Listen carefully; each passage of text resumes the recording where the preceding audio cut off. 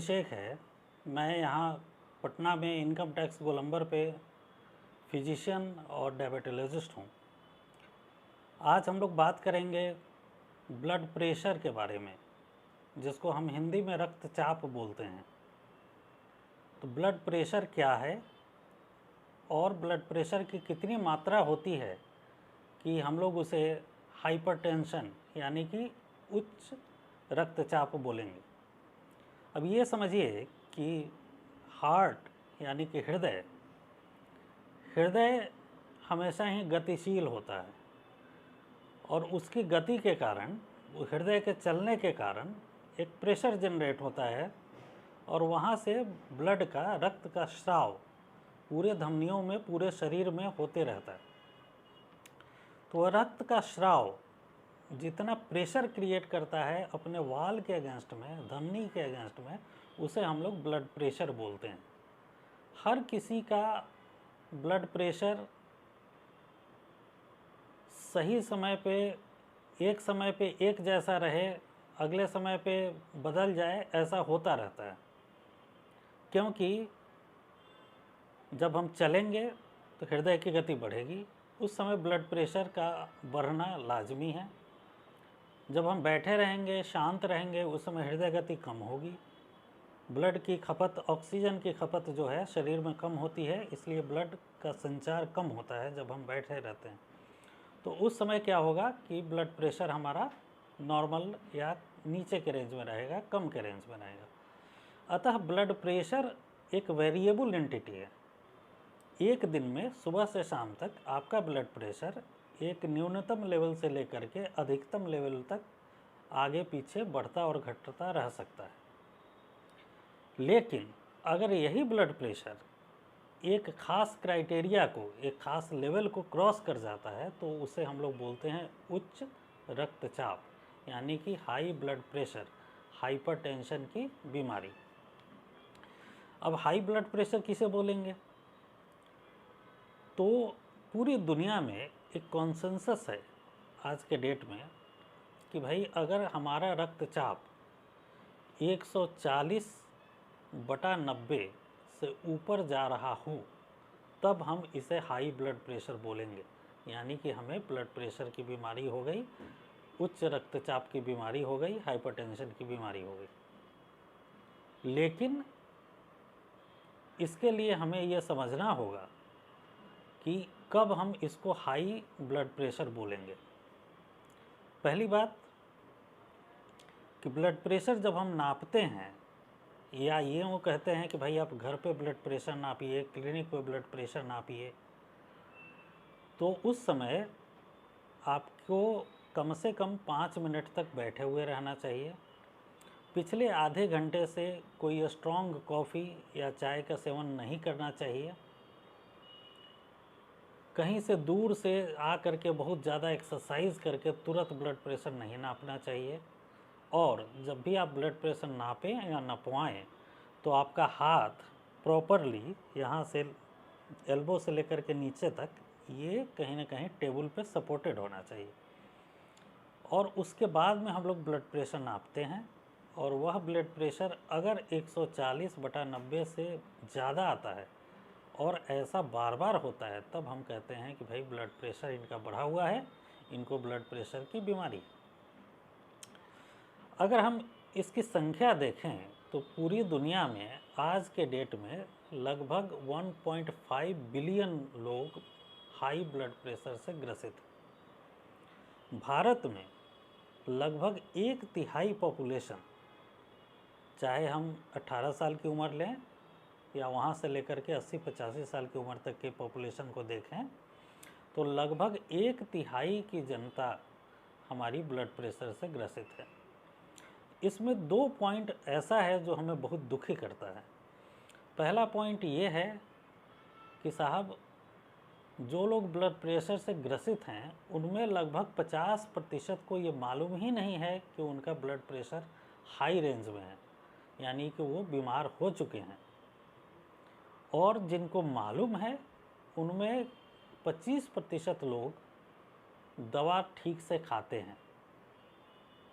और अगर हम कंट्रोल अच्छे कंट्रोल, जिसको हम लोग कहते हैं कि चलिए भाई बहुत अच्छा गुड कंट्रोल है, तो वैसे में केवल 10 से 12% ऐसे लोग हैं, ब्लड प्रेशर के ऐसे मरीज़ हैं, 10 से 12% ही ऐसे मरीज़ हैं जिनका ब्लड प्रेशर बहुत अच्छा कंट्रोल है।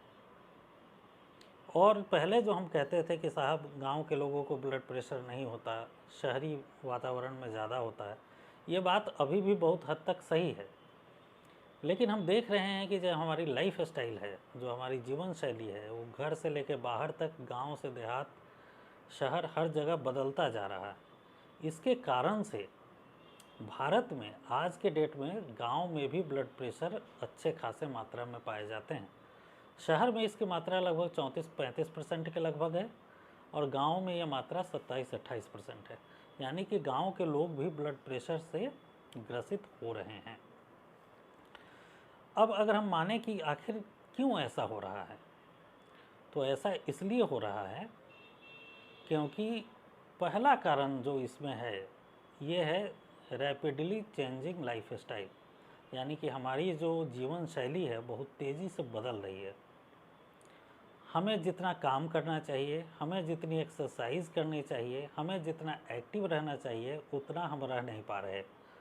चाहे वो हमारा जॉब हो, हमारी पढ़ाई हो या अदर एक्टिविटी, हम वहाँ पे ऐसे उलझे हुए हैं कि जो हमारी फिज़िकल एक्टिविटी है वो कम होती जा रही है।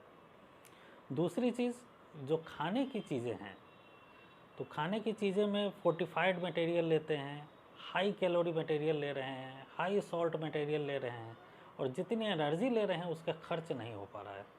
यानी कि डाइट जो हमें नहीं लेना चाहिए वो ज़्यादा ले रहे हैं, और एक्सरसाइज या फिज़िकल एक्टिविटी जितनी होनी चाहिए उससे काफ़ी कम हो रही। ये भारतवर्ष में विशेषकर ब्लड प्रेशर की बीमारी बनने का सबसे बड़ा कारण है।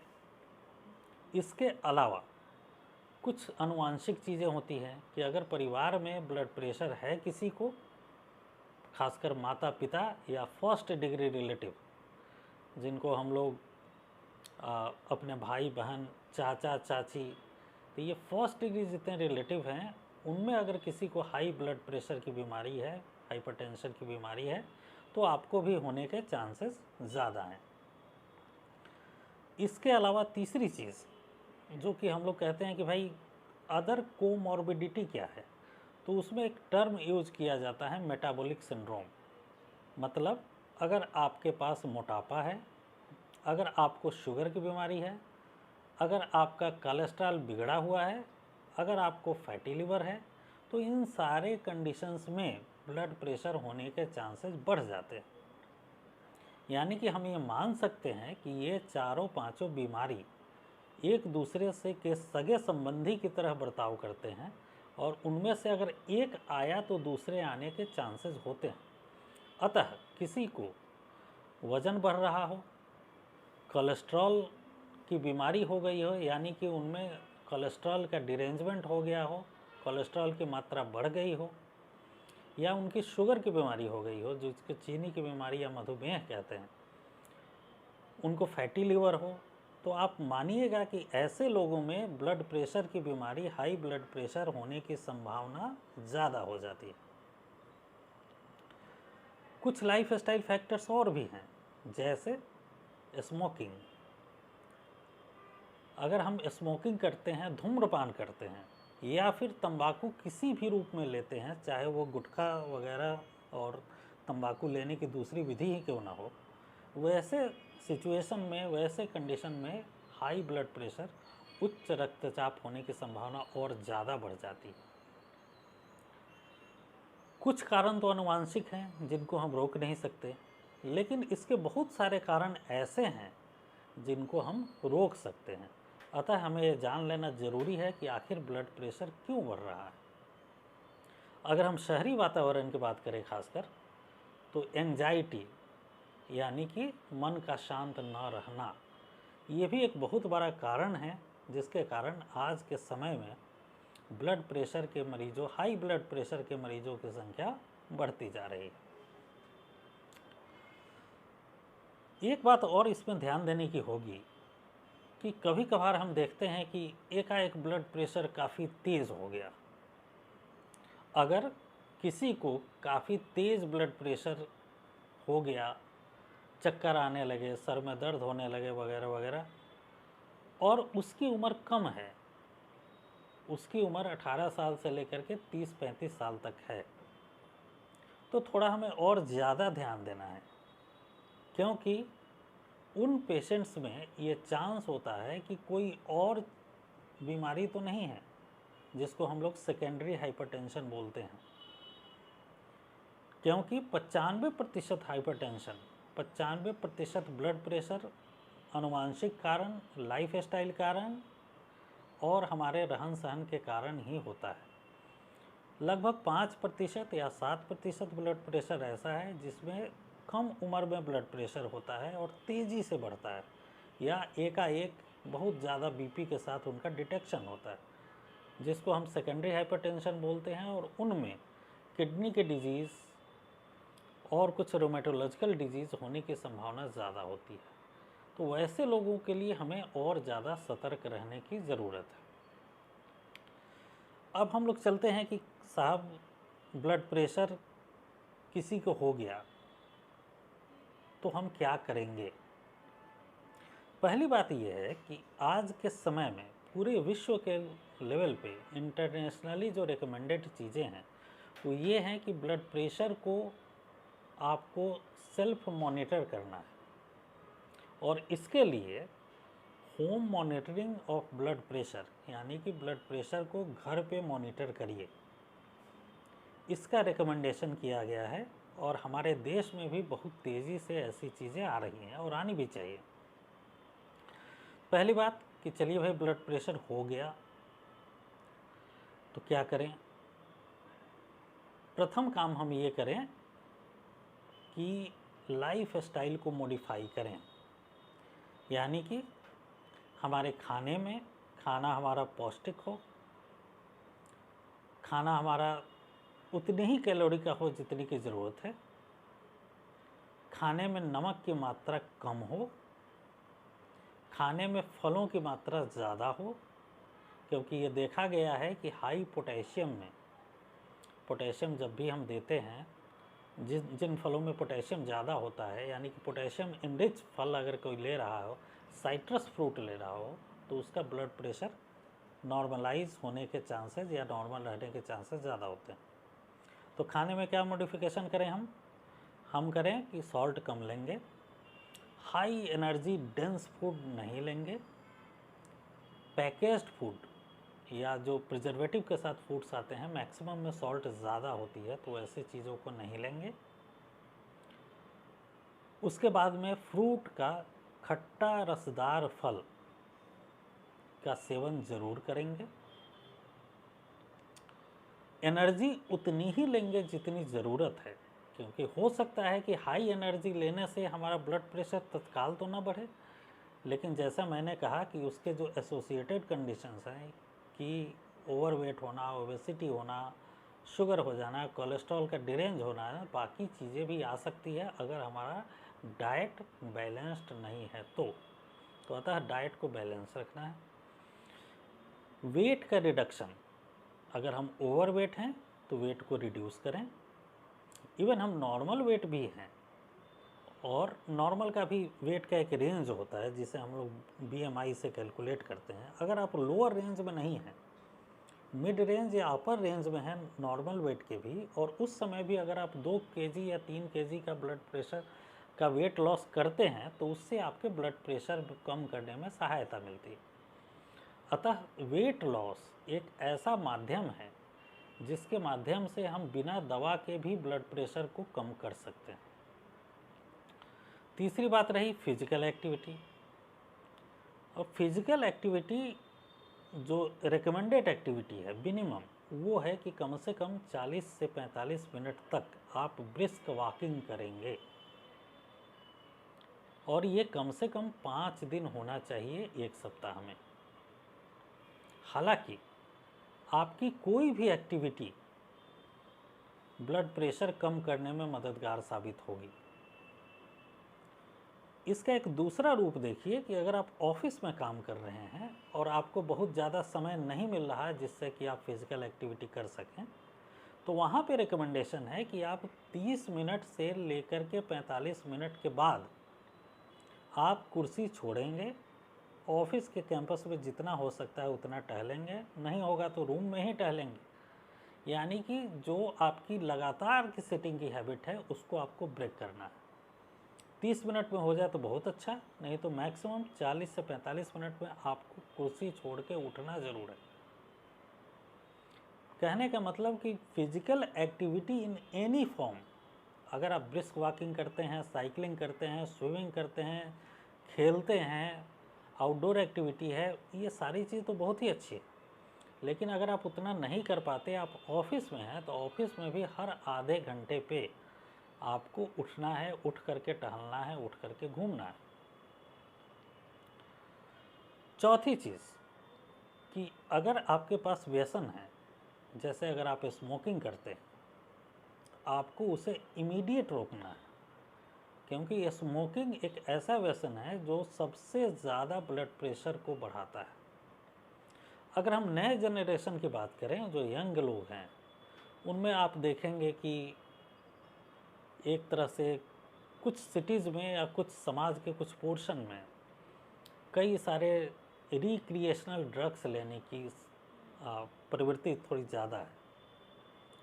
अगर यंग एडल्ट कोई ब्लड प्रेशर का, हाई ब्लड प्रेशर का शिकार हो रहा है और उसे किसी भी तरह के व्यसन है, खासकर ड्रग एडिक्ट, तो उसको हमें कंट्रोल करना है, रोकना है। तो अगर आप इसको कंट्रोल करते हैं, ड्रग्स को, स्मोकिंग को, तो आपका ब्लड प्रेशर रिड्यूस होने में, कम होने में काफ़ी मदद मिलेगी। अगर हम ऑफिस में काम कर रहे हैं, एक आदत सी होती है कि बैठे बैठे कुछ नमकीन सा खा लिया, कुछ चाय पी लिया, कुछ कॉफ़ी पी ली। आपको चाय और कॉफ़ी की मात्रा को भी कम करनी है, क्योंकि कैफ़ीन एक पर्टिकुलर डोज के बाद में आपके ब्लड प्रेशर को इंक्रीज़ करता है। तो ऑफिस में हम क्या करेंगे, ऑफिस गोइंग लोग, कि भाई 30 से 45 मिनट के बीच में उठ करके हम टहलेंगे ज़रूर, चाय कॉफ़ी की मात्रा कम रखेंगे। ऑफिस के बाहर जाके जिन लोगों को व्यसन करने की आदत है, खासकर स्मोकिंग या किसी और प्रकार की, उसको हम रोकेंगे। उसके बाद में पैकेज्ड फूड या आउटडोर फूड जिसे हम कहते हैं कि भाई प्रिजर्वेटिव के साथ जितने फूड्स होते हैं, वो भी ऑफिस गोइंग लोग ज़्यादा लेते हैं या लेने की संभावना ज़्यादा रहती है, वो ऐसा हम नहीं करेंगे। तो ये 4 बातें ऑफिस गोइंग लोगों के लिए मैंने बताई। अब रहा साहब कि ब्लड प्रेशर तो आ गया, हमने नॉन फार्माकोलॉजिकल जितने मैनेजमेंट थे वो सब हमने अपना लिए, वेट हमारा लॉस होता जा रहा है, वेट हम लॉस कर रहे हैं। उसके बाद भी अगर 3 से 6 महीना बाद अगर हमारा ब्लड प्रेशर हायर रेंज में रहा, 140/90 से ज़्यादा रहा, तब हम लोग दवा का प्रयोग करते हैं। लेकिन एक बात ध्यान देने की है कि जैसे ही ब्लड प्रेशर आपका 120/80 से ऊपर जाने लगे, आप सतर्क हो जाइए, लाइफ स्टाइल को मॉडिफाई करिए। 130 क्रॉस कर जाए तो अगर संभव हो तो डॉक्टरी सलाह ज़रूर लीजिए। उस समय आपको कोई दवा तो नहीं लिखी जाएगी, लेकिन ये सारी बातें जो मैंने बताई, वो बातें बहुत अच्छे तरीके से आपको समझाया जाएगा। उसके बाद भी अगर ब्लड प्रेशर बढ़ता जा रहा है या फिर आपका ब्लड प्रेशर इतना हाई था जो 140/90 से कम नहीं हुआ, और ये 140/90 का जो क्राइटेरिया है, ये समझिए कि 18 साल से लेकर 60-65 साल के वैसे लोगों के लिए है जिनको कोई अदर डिजीज़ नहीं है। कई बार हम देखते हैं कि लगभग 18 से 20% लोगों में ब्लड प्रेशर के साथ डायबिटीज़ हो रहा है, तो ऐसे लोगों में हम 140/90 का इंतज़ार नहीं करेंगे। किडनी की डिजीज़ हो रही है वैसे में भी नहीं, हार्ट की डिजीज़ हो रही है वैसे में भी नहीं, तो वैसे लोगों में हम और भी कम रखेंगे उसका टारगेट 130/80। लेकिन दोनों ही कंडीशन में, या फिर यंग एडल्ट हो हमारा जिसकी उम्र 18 साल से लेके 30-35 साल के बीच हो, इन सारे कंडीशंस में पहला काम जो हमारा होगा वो होगा कि लाइफ स्टाइल को मॉडिफाई करना, जिसके बारे में हमने चर्चा कर ली। उसके बाद भी अगर ब्लड प्रेशर ज़्यादा हो रहा है तो फिर हम फार्माकोलॉजिकल मेडिसिन्स यूज करते हैं। उसमें भी क्राइटेरिया है कि अगर आपका 150 तक है तब क्या करेंगे, 160 से ऊपर गया तब क्या करेंगे, आपकी उम्र कितनी है तब क्या करेंगे।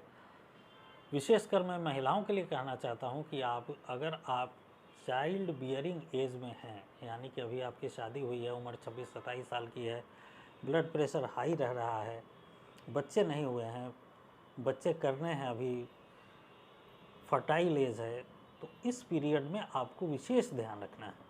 क्योंकि आप कहीं से जाके ओवर द काउंटर कोई मेडिसिन लेकर के, ठीक है बीपी तो हो सके कम हो जाए आपका, लेकिन वो आपके लिए फ़ायदेमंद नहीं रहेगा। क्योंकि चाइल्ड बियरिंग एज में जिसको बच्चे करने हैं, जिनको प्रेगनेंसी करनी है, उनके लिए कुछ खास मेडिसिन ही हैं जिनको हम लोग देना करते हैं। अतः जब भी आप दवा लेंगे, 140/90 से ऊपर होने पे तो दवा लेना ही है, लेकिन जब भी आप दवा लेंगे तो डॉक्टर की सलाह से लेंगे। क्योंकि बहुत सारी क्राइटेरिया होती है जिसको देखा जाता है दवा को चूज करने के पहले।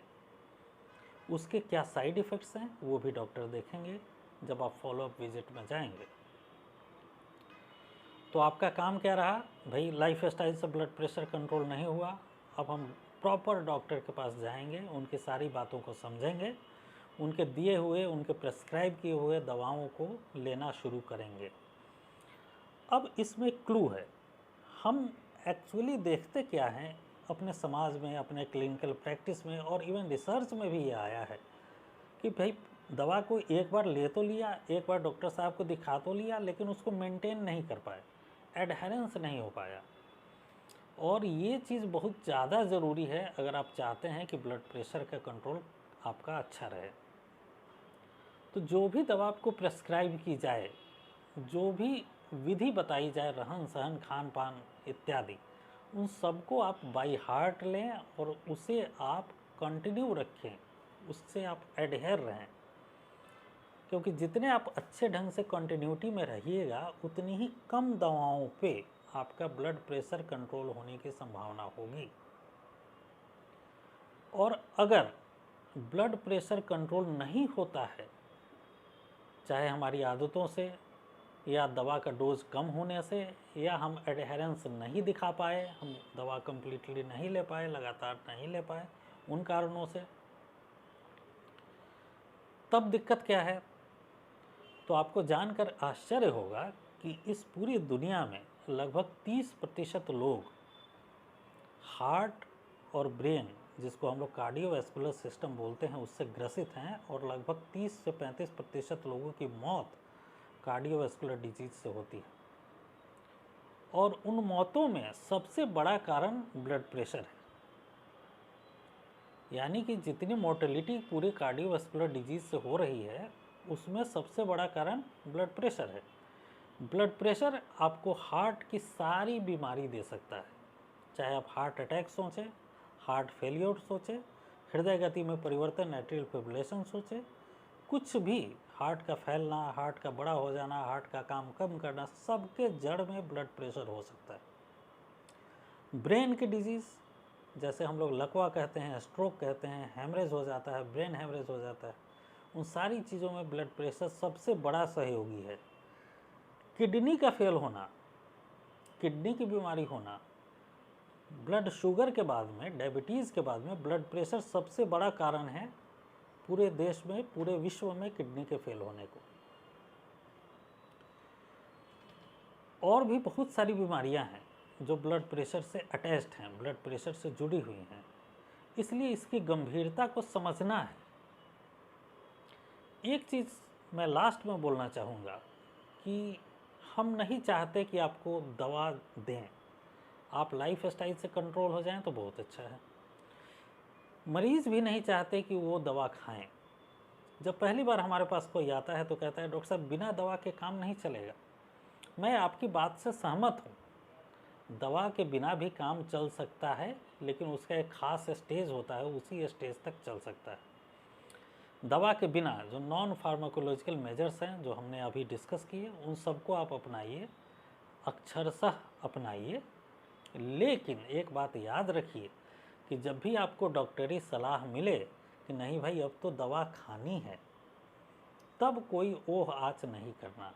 जिस दिन हो जाए कि आपको दवा खानी है, उस दिन से आपको दवा खानी पड़ेगी और दवा खाना भी चाहिए। डॉक्टर साहब हम तो खुद से कंट्रोल कर लेंगे, हम वहाँ गए थे ऐसे हो गया था, ये सारी बातें बैकग्राउंड में हैं। क्योंकि आप शायद नहीं जानते कि ब्लड प्रेशर एक साइलेंट किलर है। वो आपको कुछ नहीं बताएगा, एकाएक एक ऐसी बड़ी चीज़ हो जाएगी, एक क्रिटिकल ऑर्गन जैसे हार्ट है, किडनी है या ब्रेन है, वो आपका इन्वॉल्व हो जाएगा और उस पीरियड में आप असहाय हो जाएंगे, दोषी देंगे अपने आप को, समाज को कि भाई देखो काश हम पहले इस पे कंट्रोल किए होते तो ऐसा नहीं होता। इसीलिए ब्लड प्रेशर जब भी आए तो उसके फार्माकोलॉजिकल मेजरमेंट हैं, फार्माकोलॉजिकल मेथड्स हैं, नॉन फार्माकोलॉजिकल मेथड्स हैं कंट्रोल करने के। उन सारी बातों को जैसे डॉक्टर साहब बताएं उस हिसाब से आपको करना है। कभी भी ये मत सोचिएगा कि भाई हमें कोई सिम्टम नहीं है, हमें तो कुछ हो ही नहीं रहा है तो ब्लड प्रेशर नहीं होगा। आपको ये मालूम होना चाहिए कि 18 साल की उम्र के बाद लगभग हर 3 साल पे आपको अपने ब्लड प्रेशर की जांच, अपने रक्तचाप की जांच करानी है, किसी ऑथराइज्ड संस्था में, किसी ऑथराइज्ड डॉक्टर के पास, क्योंकि यूजुअली ये साइलेंट होगा। हाँ, थोड़े बहुत सिम्टम कभी कभी आते हैं जिनको आप ज़रूर याद रखिए, जैसे सर के पीछे की तरफ भारीपन रहना, खासकर शाम में, सर में दर्द होना, वो भी ज़्यादातर पीछे की तरफ, चक्कर आना, चलने पे सांस फूलना, पैरों में सूजन हो जाना। अगर ये सारे 3-4 कारण आपको दिख रहे हैं तब तो तुरंत जाके ब्लड प्रेशर मेज़र करवाइए और उसका उपाय करिए। और अगर ये सब कारण न भी हैं तब भी 18 साल की उम्र के बाद में हर किसी को 3 साल पे लगभग औसतन, और अगर बहुत ही फिट है तो लगभग 5 साल पे आपको अपने ब्लड प्रेशर को नापना है, ब्लड प्रेशर को कंट्रोल रखना है, चाहे नॉन फार्माकोलॉजिकल मेथड हो या फार्माकोलॉजिकल। एक बात और मैं लास्ट में बताना चाहूँगा आपको कि हमारे जीवन शैली में ब्लड प्रेशर के कंट्रोल में योगा और प्राणायाम का भी बहुत बड़ा रोल है। योगा और प्राणायाम मन को शांत करते हैं, एंजाइटी लेवल को कम करते हैं, उनमें कई सारी चीज़ें हैं जो हार्ट को, मसल्स को, सबको एक्सरसाइज कराते हैं।